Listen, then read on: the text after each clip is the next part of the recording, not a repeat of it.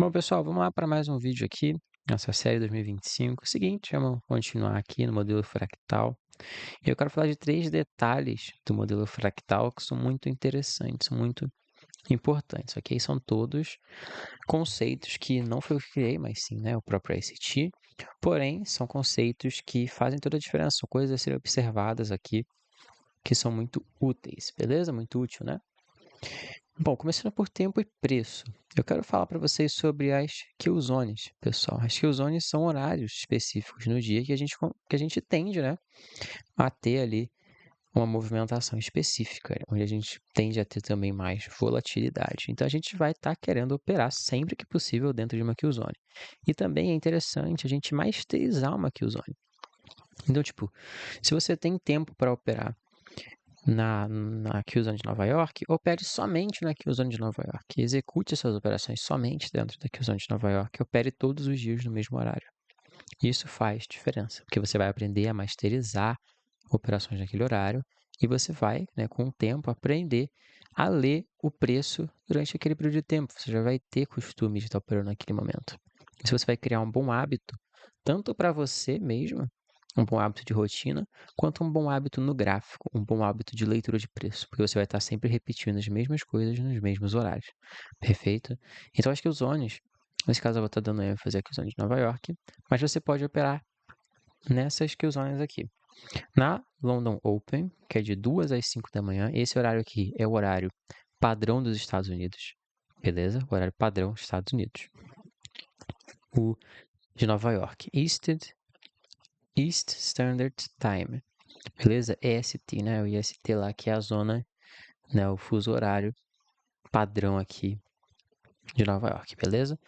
Então, nesse horário aqui de 2 às 5 da manhã, a gente tem uma killzone interessante, onde a gente pode aplicar esse modelo, e a gente tem a junção aqui de duas killzones, que são a killzone de Nova York e de London Close, que vai de 7 da manhã a meio-dia, horário aí, né, lá de Nova York.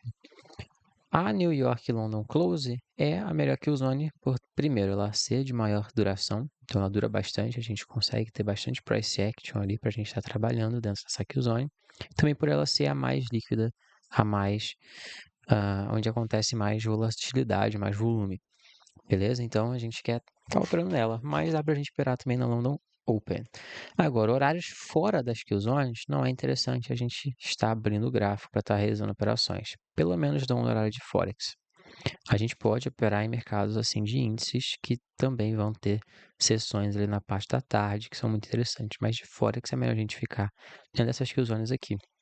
O que eu quero dizer com tempo e preço é que normalmente os ativos, quando eles forem fazer o modelo fractal, a gente for procurar o nosso modelo fractal para a gente executar a nossa operação, a gente sempre vai ter um tempo específico para ele acontecer e um preço específico para ele acontecer. E normalmente vai ser dentro da Killzone de Nova York e de London Close, e normalmente vai ser em um preço fixo ali, um preço redondo, né, que a gente chama.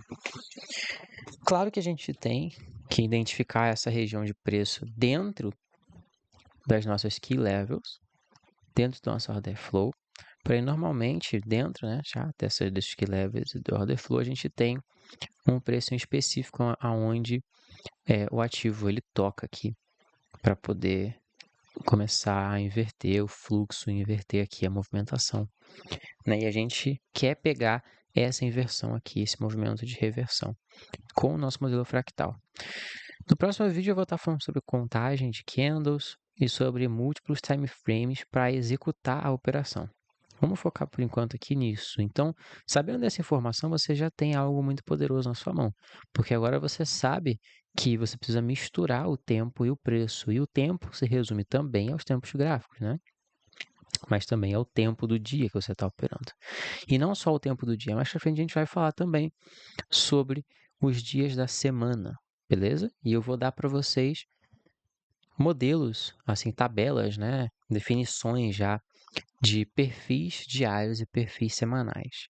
Depois a gente vai estar falando de calendário econômico também. Perfeito? Então, essa sériezinha aqui de modelo fractal é show.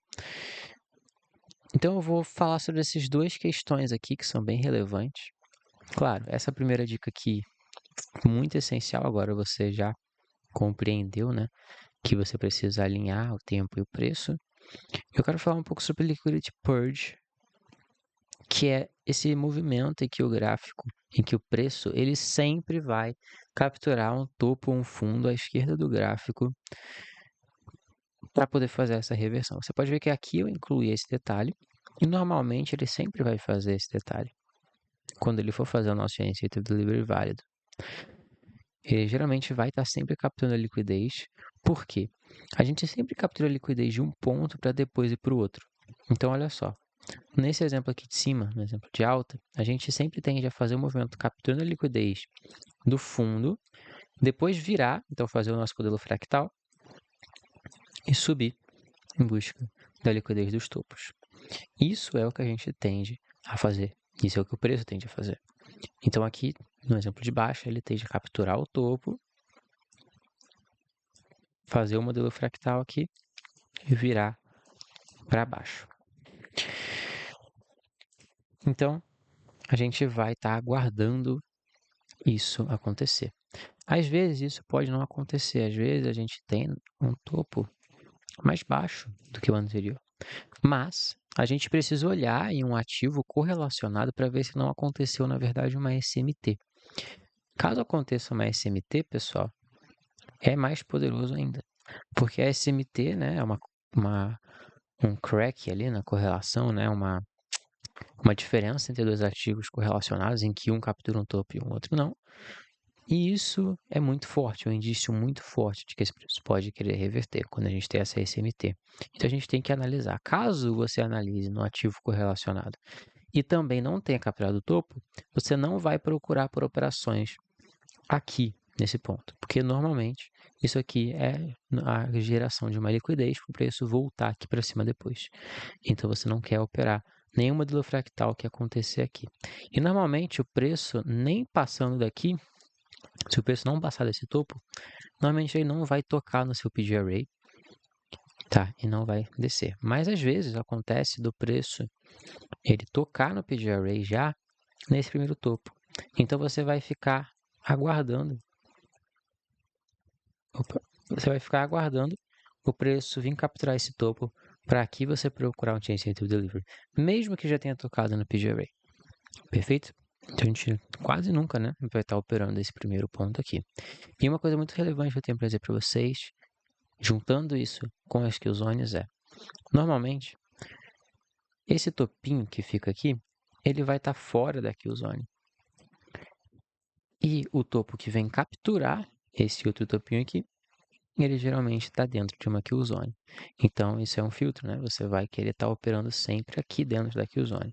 Esse ponto aqui atrás é apenas liquidez para a kill zone capturar, ok? Ou então, às vezes, você tem dois topos que são da mesma kill zone, de Nova York. Porém, essa Nova York aqui foi do dia anterior. Então, você pode ter essa captura de liquidez aqui, depois a inversão com alvo nos fundos. E esse mesmo modelo se aplica aqui na compra, ok? É só você inverter essa lógica, que você vai conseguir compreender isso perfeitamente.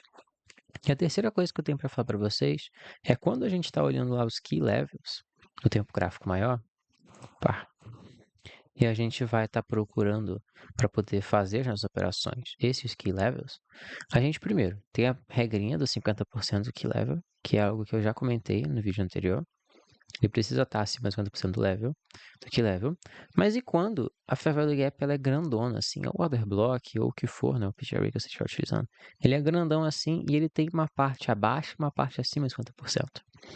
Bom, nesse tipo de caso, é bom você utilizar uma OTE. Ok? A Fibonacci OTE, vou mostrar minhas configurações, ela é isso, 0, 1, 62, 79. Dentro dessa região aqui que você vai estar procurando pelas suas operações. Perfeito? Isso vai estar sempre acima de 50% do range, né? Quando você está observando o tempo gráfico maior. E aqui, novamente, mesmo caso, só que é invertido, né? A gente tem a Fair Value Gap aqui, que ocupa muito mais do que 50% desse range, ela está uma parte em cima, uma parte abaixo em 50%. A gente bota o TE para nesse ponto aqui a gente descer o tempo gráfico para poder pegar esse movimento de reversão. Beleza? Eu vou mostrar isso aqui em um exemplo prático para vocês no gráfico. E você sabe que no gráfico é um pouco mais complicado, né? O price action não é tão bonito assim. Mas vamos lá. Bom, tendo agora então essa visão do tempo gráfico menor, a gente percebe o preço vindo do nosso ponto-chave e começando a fazer um delivery de baixa. Mas na hora aqui, qual informação seria relevante para a gente? Primeiro, a informação dos candles do tempo gráfico intermediário. O meu tempo gráfico maior é 1 hora. O meu tempo gráfico menor é o 3 e o 5. E o meu tempo gráfico intermediário é o quê? O 15 e o 30. Mas eu não vou entrar nesse detalhe.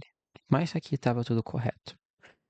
Eu preciso ver então o preço fazendo o meu Change State of Delivery e rejeitando nesse order block.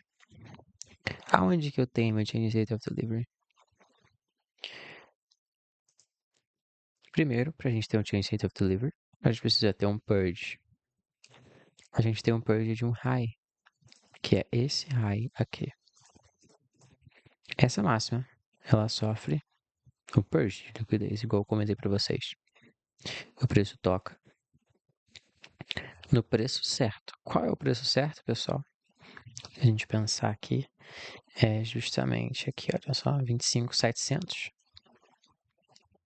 Você vê que a gente tem uma região aqui de preço redondo, 25.700, aonde serve como essa resistência para o nosso preço também. Então a gente tem essa região, a gente tem a nossa região chave alinhado aqui no preço certo, que seria esse, e no tempo certo, que seria dentro da kill zone. O nosso Chain State of Delivery, então, é esse aqui, e ele forma para a gente nossa formação de máxima. A nossa formação de máxima ela é válida por dois fatores. Pela contagem dos candles, no qual eu não vou comentar aqui para vocês agora, mas a gente tem um padrão de 3 candles aqui que são muito relevantes, e também por causa dessa failure swing aqui, que tentou subir, pegar essa máxima e não conseguiu, fazendo o movimento de baixa. A gente tem a formação de uma breaker block aqui, do nosso order block também. A partir do momento que o preço rejeitou nesse order block, a gente pode colocar uma ordem de venda aqui. O nosso stop nos corpos dos candles que formaram essa máxima. E o nosso alvo, a gente já sabe que a gente pode projetar eles. Pegando então essa pernada aqui, e jogando lá para baixo, a gente tem nossas regiões. Os nossos alvos mais comuns são fazer uma parcial aqui no 1, caso tenha dado mais de 2 para 1, e o nosso alvo final sendo aqui num ponto de liquidez ou num PD array oposto que esteja dentro do 2 e do 2,5. Tirando o zoom aqui, a gente tem mais uma confirmação, que foi um detalhe que eu falei no último vídeo, que é a criação de Low Resistance Liquidity. Olha só essa formação de Low Resistance Liquidity aqui. Todo esse movimento. Tudo isso aqui é uma liquidez fácil, uma liquidez barata do preço vir buscar. E a nossa região de 2 está alinhada com esse ponto. Então a gente pode tranquilamente mirar aqui na linha do 2, tendo essa confirmação extra. Como você pode ver, o nosso alvo ele é atingido. Com um movimento muito explosivo, muito rápido, muito bacana. A gente tem outros detalhes, ok? A gente tem um detalhe do fato de segunda-feira ter feito tal movimentação que ele fez, do calendário econômico, da swing formation, do tempo gráfico de 15, do 30, mas isso a gente vai dando mais detalhes conforme o tempo vai passando, ok? Então, esse é o modelo fractal.